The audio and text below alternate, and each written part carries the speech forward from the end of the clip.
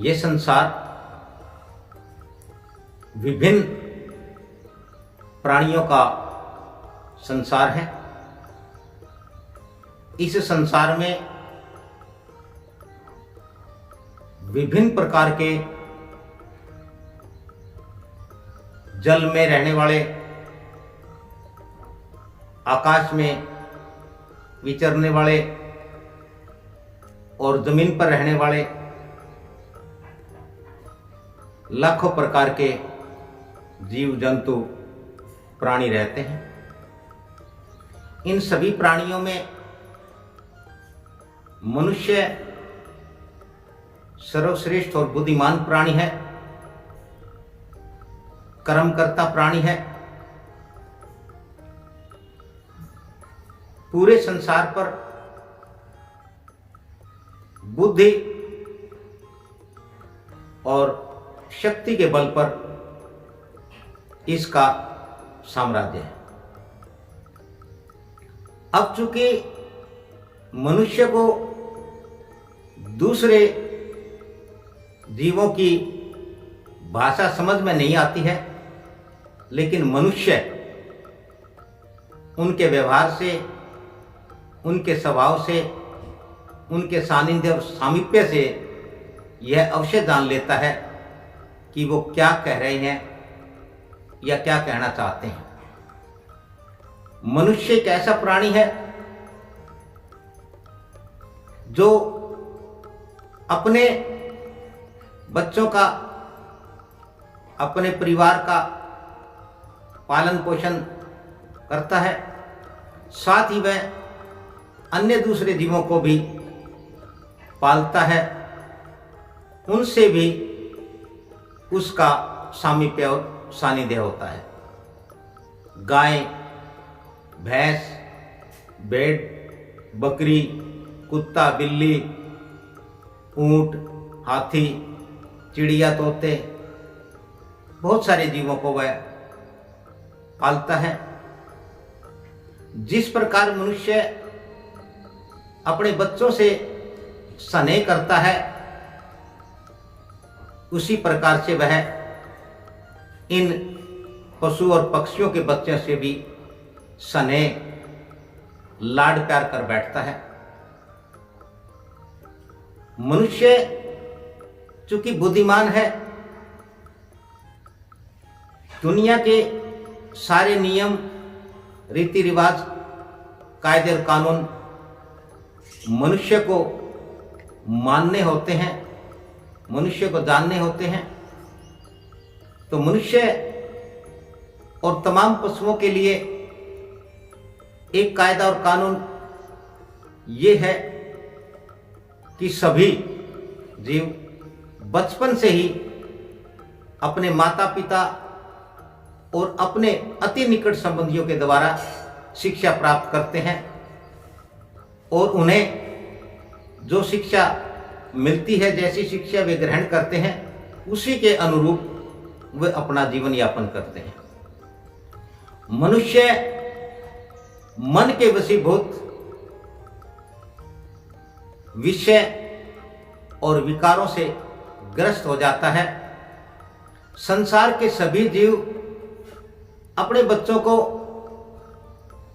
सार्थक शिक्षा देते हैं, जो उनका जीवन जीने में सहायक होती है, उनको जीवन जीने में मदद करती है, उनको जिंदा रखती है और जीवन में बचाए बनाए रखती है, सुरक्षा प्रदान करती है।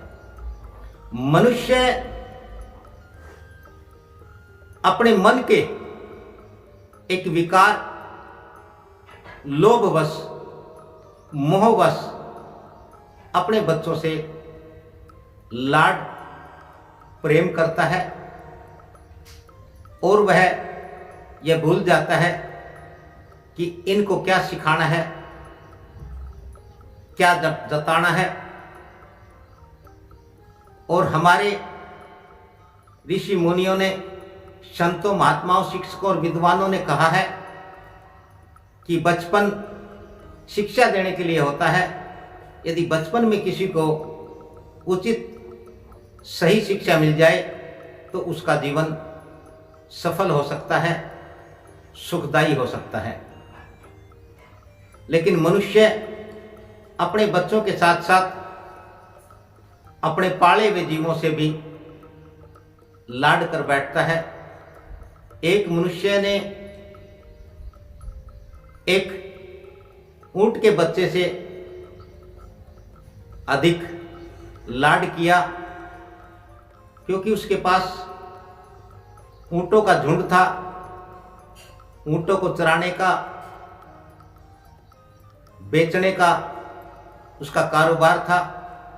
लेकिन एक बच्चे पर वह इतना मोहित हुआ, एक बच्चे से इतना लाड प्रेम कर बैठा कि उसने उस बच्चे को अन्य ऊंटों के बच्चों से अलग कर लिया, उसके गले में एक घंटी बांध दी और वो जैसा आचरण, जैसा व्यवहार करता, मनुष्य को उस पर कोई आपत्ति नहीं होती।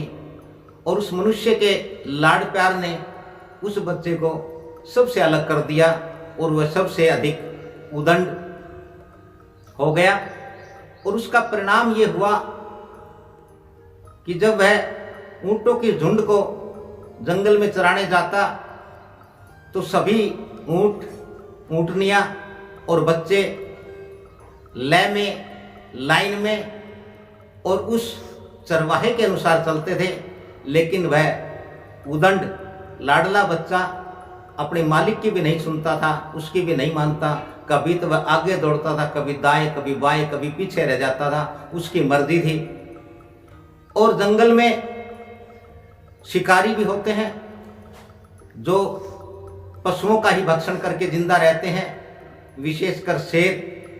एक शेर इस घात में रहता था कि किस प्रकार से किसी ऊंट को या उसके बच्चे को मारा जाए ताकि पूरे परिवार का भरण पोषण कई दिन तक हो सके।